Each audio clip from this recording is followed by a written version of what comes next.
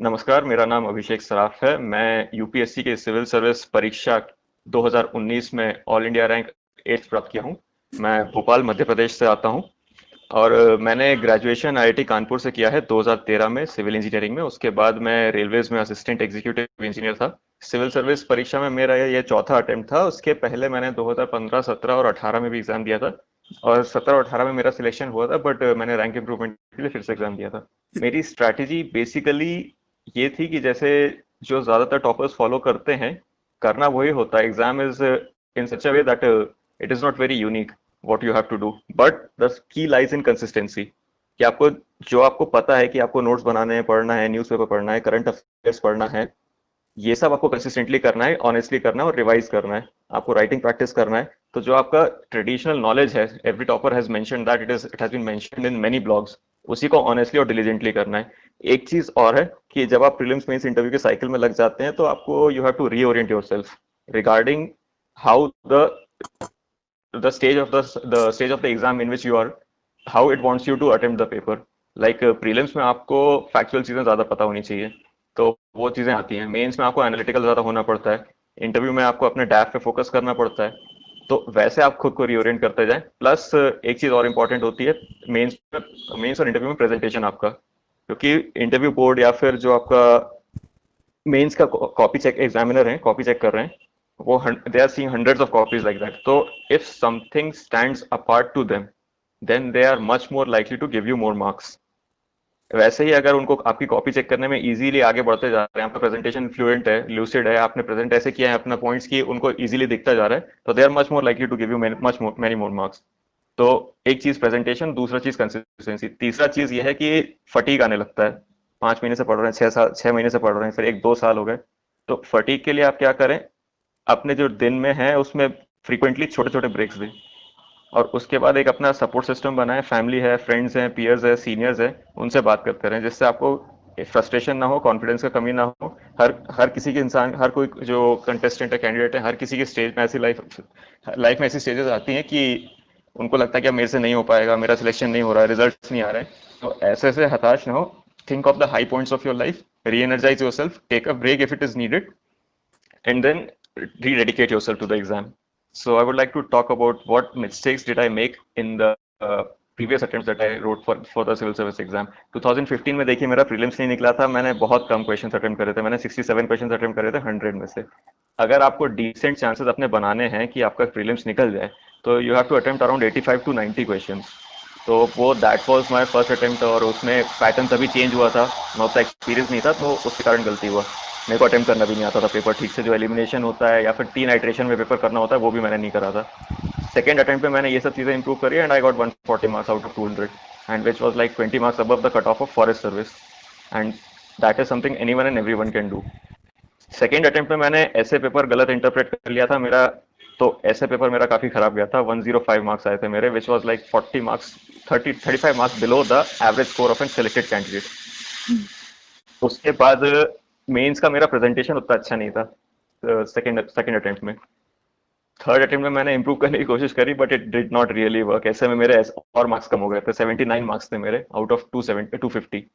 तो एंड जो वहाँ पे सिलेक्टेड कैंडिडेट्स थे उस टाइम पे, दे वर स्कोरिंग अबाउट 140, तो मेरे 60-70 मार्क्स कम थे उन लोगों से। तो मैं मेजर डिसएडवांटेज पे आ गया था इसमें।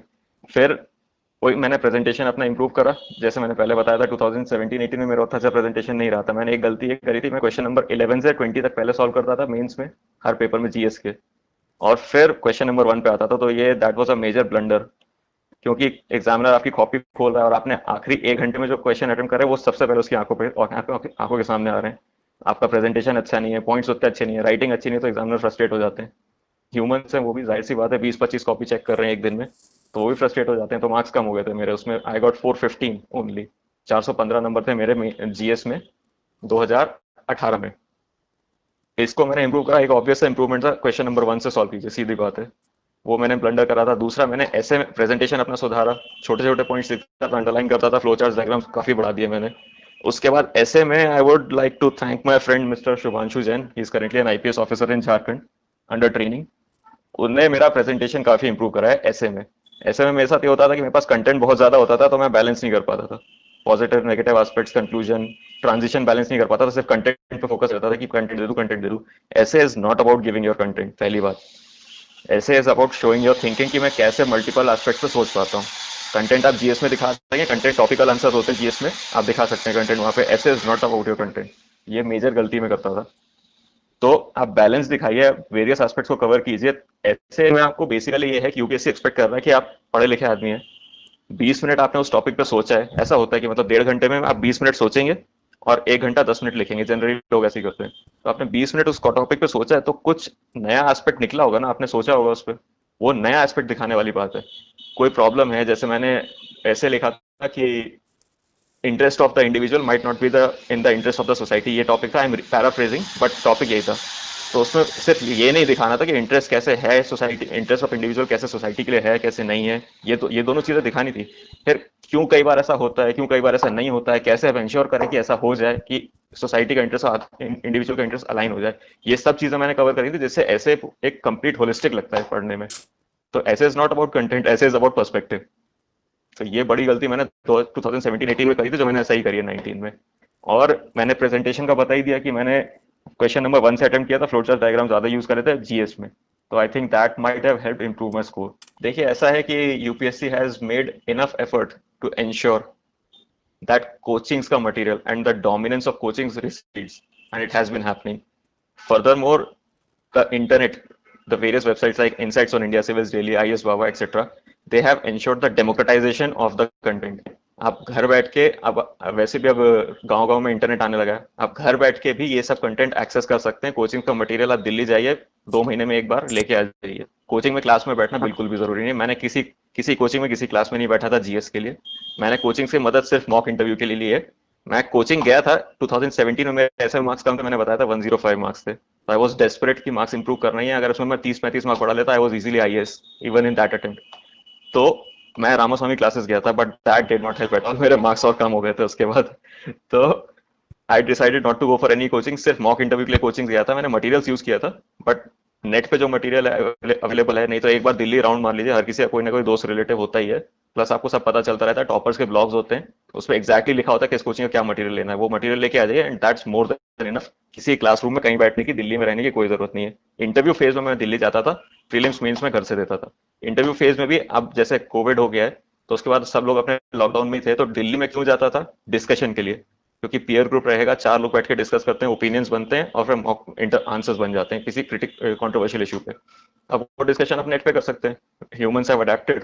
ज्यादातर मीटिंग्स अब जूम पे हो रही हैं या किसी भी ऐसे एग्रीगेटर प्लेटफॉर्म पे हो रही हैं, तो वो डिस्कशन भी आप पीयर ग्रुप के साथ अपने अलग अलग 4 अलग अलग शहरों में बैठे हुए लोगों के साथ भी कर सकते हैं। तो दिल्ली जाना मेरे ओपिनियन में it is absolutely not necessary. देखिए रिसोर्सेज का मैंने पहले ही बताया था, कोई बहुत ज्यादा क्रिटिकल या डिफरेंट रिसोर्स नहीं होता है। जो ब्लॉग पे लिखा हुआ है, जो हंड्रेड्स ऑफ वेबसाइट्स पे लिखा हुआ है, बेसिकली वही फॉलो करना होता है। की इज इन कंसिस्टेंसी, की इज इन डिलीजेंस। आप कंसिस्टेंटली करंट अफेयर्स के अपने नोट्स बनाइए, उनको रिवाइज कीजिए। ऐसा नहीं होगा कि एक महीने अखबार पढ़ लिया फिर अगले महीने अखबार देखा ही नहीं, ऐसे नहीं चलेगा।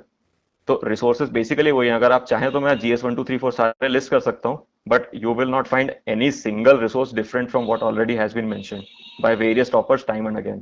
With all due respect to everyone who has cleared this exam by relying on summaries, लोग ऑल इंडिया रैंक 1 भी लेके आए। ईरा सिंगल मैम है, 2014 में शी क्लियर्ड रैंक 1। फिर अनु कुमारी मैम है, उनने एक सब्सिक्वेंट एग्जाम में काफी हायर सिंगल डिजिट रैंक लाई थी। उनने बोला कि हम एक महीने में एक बार समरीज पढ़ लेते थे, बट ये I think it will depend on the individual. मेरे साथ ऐसा होता है कि मैं जितना धीरे धीरे पढ़ता हूँ उतना लंबा रिटेंशन रहता है। तो मैं तो न्यूज़पेपर अपना रोज पढ़ता था, अपने नोट्स खुद बनाता था, मैं समरीज पर रिलाई नहीं करता था। बट ये है कि insights on India current affairs का जो डेली समरी देता है, न्यूज़पेपर की डेली करंट अफेयर्स देता है, वो क्या होता है, जो न्यूज़पेपर में आर्टिकल है उसके नोट्स बना के डेली अपने वेबसाइट पे डाल देते हैं। वो डेली में पढ़ता था, सिविल्स डेली का मैं डेली पढ़ता था ऐसी समरी। और फिर जो उनके क्विजेज होते हैं वो करता था मैं डेली। तो ऐसा नहीं है कि मैंने किसी कोचिंग या किसी मटेरियल पे रिलाई नहीं किया है, बट मैं इस चीज में विश्वास नहीं रखता कि आप महीने के अंत में एक बार समरी पढ़ डालें। एथिक्स की स्ट्रैटेजी देखिए मैम, ऐसा एथिक्स काफी एप्लीकेशन ओरिएंटेड है। तो एक बार कोई भी बुक उठा लीजिए, it does not matter at all. कोई भी बुक उठा लीजिए, मैंने क्रॉनिकल की लेक्सिकन जो है वो यूज करी थी, जिससे आपको बेसिक कंसेप्ट्स की फेमिलियरिटी हो जाए। उसके बाद एथिक्स का paper is not about theoretical application, it is not about theoretical concepts, it is about application. आप उस कंसेप्ट को समझें, फिर आप उसको एग्जांपल्स के थ्रू रिलेट करें जो क्वेश्चन आया है उससे, कि रियल लाइफ में क्या होता है। आप अपने एक्सपीरियंसेस को नरेट कर सकते हैं वहां पे कि मेरे साथ ऐसा हुआ, मैंने यहाँ से ये एथिकल प्रिंसिपल अप्लाई किया। तो प्रिंसिपल का नाम उसमें एक लाइन होगा, आपने अप्लाई कैसे किया, क्या चैलेंजेस थे, क्या लर्निंग थी, वो ज्यादा इंपॉर्टेंट है। आप सारा जो पेपर है एथिक्स का, उसमें जितने भी कीवर्ड्स हैं, टॉपिक्स, उनके बारे में अपने लाइफ से एग्जाम्पल सोचिए। किसी लीडर की लाइफ से एग्जाम्पल सोचिए, गांधी जी हैं, विश्वेश्वरैया जी हैं, इंजीनियर थे, उन और अब्राहम लिंकन है, जैसे जो इंस्पायरिंग पर्सनालिटीज है, उनकी लाइफ से एग्जांपल्स कलेक्ट कीजिए कि उनने कैसे इन एथिकल प्रिंसिपल्स को अपनी लाइफ में अप्लाई किया है।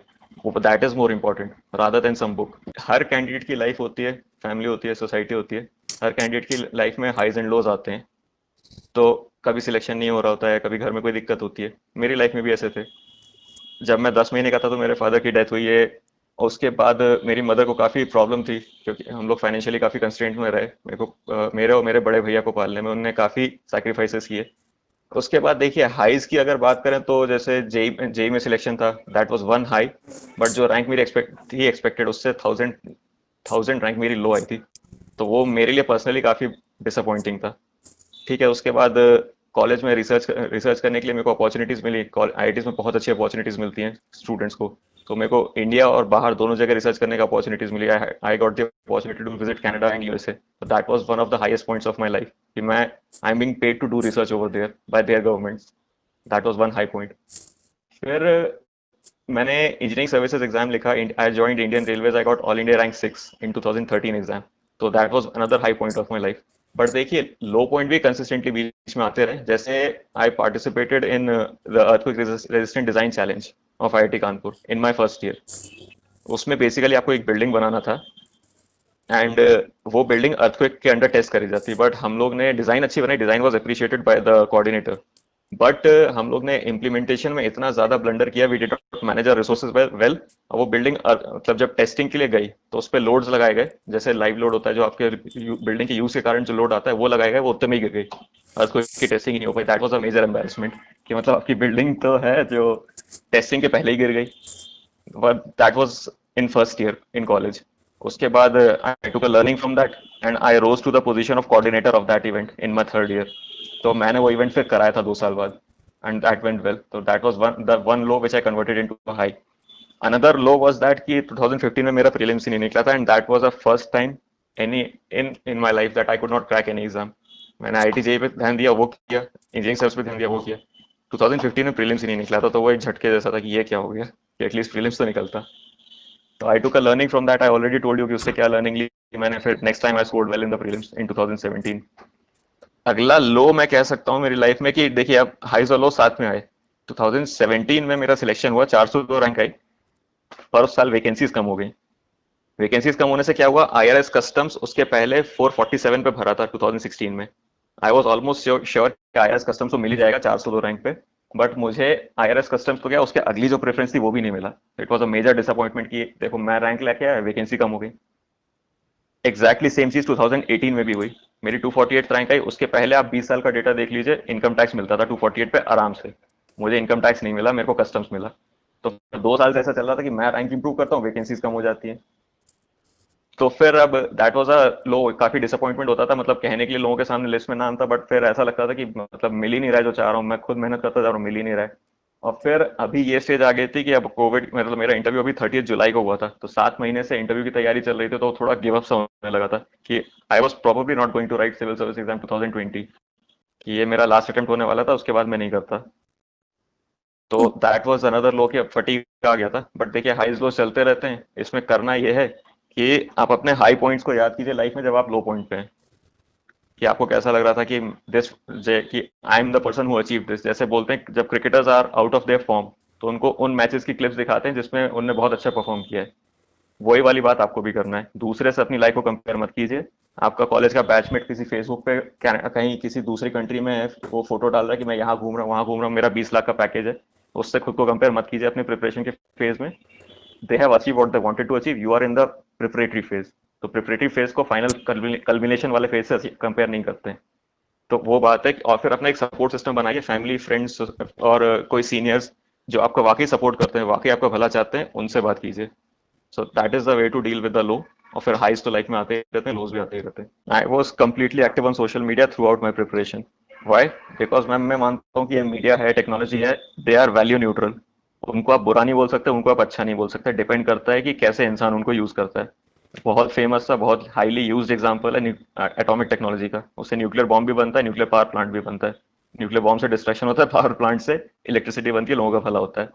तो मैं तो मानता हूँ कि अगर आपके पास कंट्रोल है, आप खुद को कंट्रोल कर सकते हैं, प्रोडक्टिवली उसको यूज कर सकते हैं, तो सोशल मीडिया को जरूर यूज कीजिए। यूट्यूब है आपका, इतने अच्छे लेक्चर्स होते हैं उसके, व्हाट्सएप ग्रुप्स होते हैं, टेलीग्राम ग्रुप्स होते हैं, उस पर इतना कंटेंट मिलता है।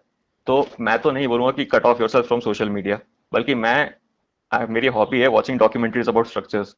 और अब मैं डाइवर्सिफाई कर रहा हूँ, तो I watch documentaries about actually about anything. तो वर्ल्ड इकोनॉमिक फोरम में जैसे उसका फेसबुक पेज है, उस पर 1 मिनट के वीडियोस आते हैं and they are so well informative कि वो चीज आप अपने आंसर्स में तक यूज करते हैं। मैं अपने डॉक्यूमेंट्रीज का जो हॉबी थी, वो मैंने अपने डिटेल्ड एप्लीकेशन फॉर्म में भी लिखा था, इंटरव्यू में अपने आंसर्स में भी यूज करता था, तो मेरे आंसर्स भी यूनिक रहते थे उसके कारण। और मैं डॉक्यूमेंट्रीज मतलब वॉचिंग डॉक्यूमेंट्रीज अबाउट स्ट्रक्चर जो मेरी हॉबी थी, वो मैंने कॉलेज में स्टार्ट करी थी। I have been pursuing that for about a decade now. तो मैं तो नहीं बोलूंगा कि सोशल मीडिया से cut yourself off, but मैं ये बोलूंगा कि ध्यान से यूज करें, टाइम रेगुलेट करके यूज करें, प्रोडक्टिवली यूज करें। और अगर नहीं हो पा रहा है ये, वैसे तो कोशिश करें कि हो जाए, नहीं हो पा रहा है तो फिर you can cut yourself of. Optional में होता यह है कि लोग बोलते हैं कि देखो एंथ्रोपोलॉजी में मार्क्स आ रहे हैं, हर साल 360 नंबर आ रहे हैं उसमें किसी के, somebody scoring very high in maths, even the last year's topper was a maths optional student, तो let me go for maths। this is not the correct strategy। पहली बात, ये सही तरीका नहीं है ऑप्शनल चूज करने का। दो तरीके, दो पैरामीटर्स हैं मेरे ख्याल से जो ऑप्शनल चूज करने में क्रिटिकल होते हैं, बाकी जिस पे ध्यान देना चाहिए। एक वो है कि आपका इंटरेस्ट किस सब्जेक्ट में है। आप अगर 10 घंटे उस सब्जेक्ट को पढ़ सकते हैं एक दिन में, और फिर भी आप फ्रस्ट्रेट ना हो, तब जाके उस ऑप्शनल को चूज कीजिए। कोई ना कोई ऑप्शनल ऐसा होगा, कोई ना कोई ऐसा सब्जेक्ट होगा, इतनी 26-25 ऑप्शनल्स की लिस्ट है, चूज कर लीजिए उसमें से। तो दूसरा ये है कि मटेरियल रहे, कि आपको कई बार ऐसा होता है कि मटेरियल नहीं मिलता है, मार्केट में मटेरियल नहीं है, फिर किताबें सही से पता नहीं चल रही हैं। हाँ, वो एक पैरामीटर होता है जिससे आप ऑप्शनल चूज करें, थोड़ा सोच समझ के। मार्केट में अगर मटेरियल है तो ऑप्शनल वैसा ले सकते हैं। बट अगर लोग बोल रहे हैं कि यार देखो 360 नंबर आ जाते हैं, ये ऑप्शन ले लेता हूँ, तो ऐसा है कि आपको इंटरेस्ट नहीं है, आप उसमें उतना डेडिकेशन नहीं ले पाएंगे। काफी लोग कंपटीशन में उसमें आ रहे हैं, 360 का सोच के बहुत लोग आ रहे हैं। आपको अगर सब्जेक्ट में इंटरेस्ट नहीं है, आप डेडिकेशन नहीं दे पाएंगे, you will and up with average score, तो कोई फायदा नहीं होने वाला है उस ऑप्शनल को लेके भी आपको। तो इसलिए मैं सजेस्ट करूंगा, इंटरेस्ट हो उस ऑप्शनल में लीजिए, हो सकता है आप उस ऑप्शनल के टॉपर बन जाए और फिर आपसे 360 आ जाए या 320 330 आ जाए। तो मैं तो इंटरेस्ट के लिए सजेस्ट करूंगा। मेरा ऑप्शनल सिविल इंजीनियरिंग था, मेरे को कॉलेज में बहुत ज्यादा इंटरेस्ट था सिविल इंजीनियरिंग में। मैंने एकेडमिक्स के अलावा रिसर्च करे, प्रोजेक्ट्स करे, इंडिया और बाहर इवेंट्स भी ऑर्गेनाइज कराए, डॉक्यूमेंट्रीज भी देखता था मैं सिविल इंजीनियरिंग के लिए। तो मेरा बहुत ज्यादा इंटरेस्ट था, प्लस मेरी फर्स्ट जॉब भी सिविल इंजीनियरिंग में ही थी। मैं इंडियन इंजीनियरिंग सर्विस एग्जाम, जिसको आजकल इंजीनियरिंग सर्विस एग्जाम कहते हैं, 2013 में सिलेक्ट हुआ था। तो मैंने वही, मेरे को इंटरेस्ट उसी में था, मैंने वही कंटिन्यू करा था। देखिए, मैं बोल रहा हूँ कि एग्जाम सिविल सर्विस वाले बोलते हैं कि it is an exam of knowledge, but it is as much an exam of your personality. How?